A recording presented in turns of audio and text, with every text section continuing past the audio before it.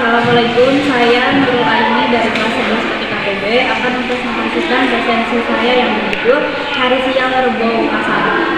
Judul film Inang, jenis film horor, sutradara Fajar Nuros, produksi IDN Pictures, tokoh Naysila Mirdad sebagai Wulan, Dimas Anggara sebagai Bergas, Rania Putrisari sebagai Nita, Lina Pindad sebagai Ibu Eva, Rukman Rosadi sebagai Agus, Rit Timothy sebagai Pak Agung, dan Ruth Marini sebagai Sumiati. Film ini menceritakan seorang Wulan yang hamil di luar nikah dan memiliki pacar yang tidak bertanggung jawab, serta menyuruh Wulan untuk mengaborsi kandungannya. Mendengar itu, Wulan tak terima dan memutuskan hubungan dengan pacarnya. Wulan adalah seorang kasir supermarket yang tinggal di kontrakan padat penduduk. Wulan mengikuti saran sahabatnya yang bernama Nita untuk fokus membesarkan kandungannya. Saat di kontrakannya, Wulan berhalusinasi masalah janin bayinya yang membuatnya frustasi. Lalu dia pun memutuskan bergabung grup support female di Facebook agar menemukan solusi. Karena terkendala biaya, Wulan pun bernegosiasi dengan manajernya. Tak disangka manajernya menyetujuinya, tapi dengan satu syarat, yaitu melakukan hubungan sekarang. Mendengar itu, Wulan pun marah dan menampar wajah manajernya. Oleh karena itu, Wulan dipecat. Singkat cerita, Wulan bertemu sepasang suami istri yang akan mengasuh anaknya bernama Pak Agus dan Bu Eva. Mereka menawarkan jika Wulan menyetujuinya, maka dia akan membiayai semua vitamin dan asupan yang dibutuhkan Wulan, serta menawarkan Wulan untuk tinggal di rumahnya agar bisa secara langsung merawatnya. Wulan pun meminta waktu untuk memikirkannya terlebih dahulu. Singkat cerita, karena biaya kontrakannya yang menunggak 2 bulan dan Wulan melewati janji untuk melunasi pembayarannya, dia pun akhirnya diusir dari kontrakan tersebut. Wulan yang bingung harus tinggal di mana akhirnya menghubungi Bu Eva dan Pak Agus dan menerima tawarannya. Begitu sampai di rumah, Wulan pun disambut mereka dengan diberikan kamar yang bagus. Mereka memperlakukan Wulan seperti anaknya sendiri sehingga Wulan yang mulai mempercayai mereka.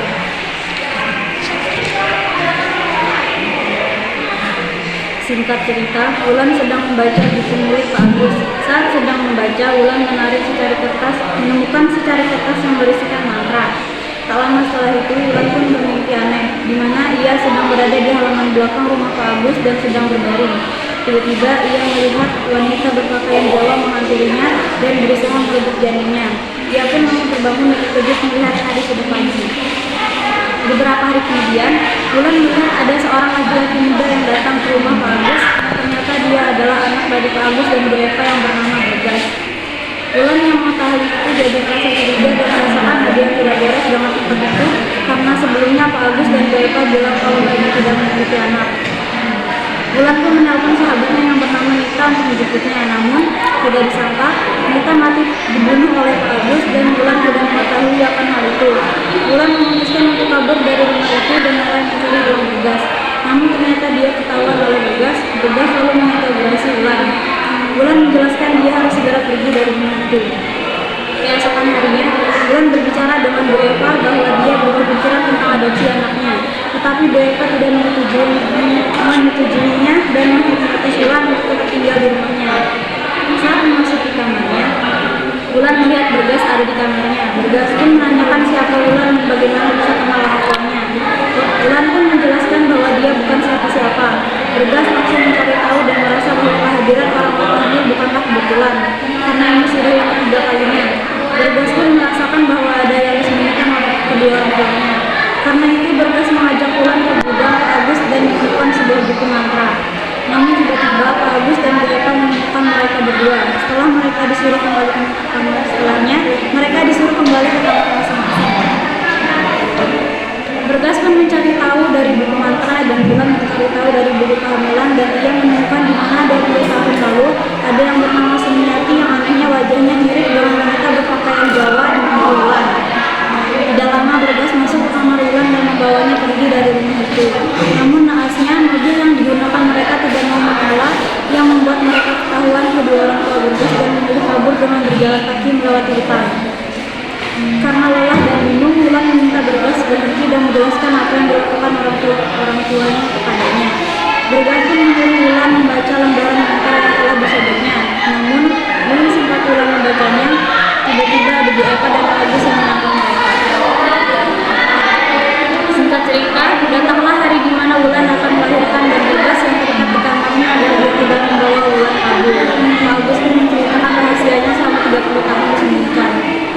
Semua bermula ketika Bagas lahir, di mana dia lahir pada hari Rabu terakhir di bulan Safar tahun Hijriah. Dalam mitos Jawa, hari itu dikenal sebagai hari sial. Katanya, anak yang lahir di hari itu umurnya tidak akan sampai 10 tahun.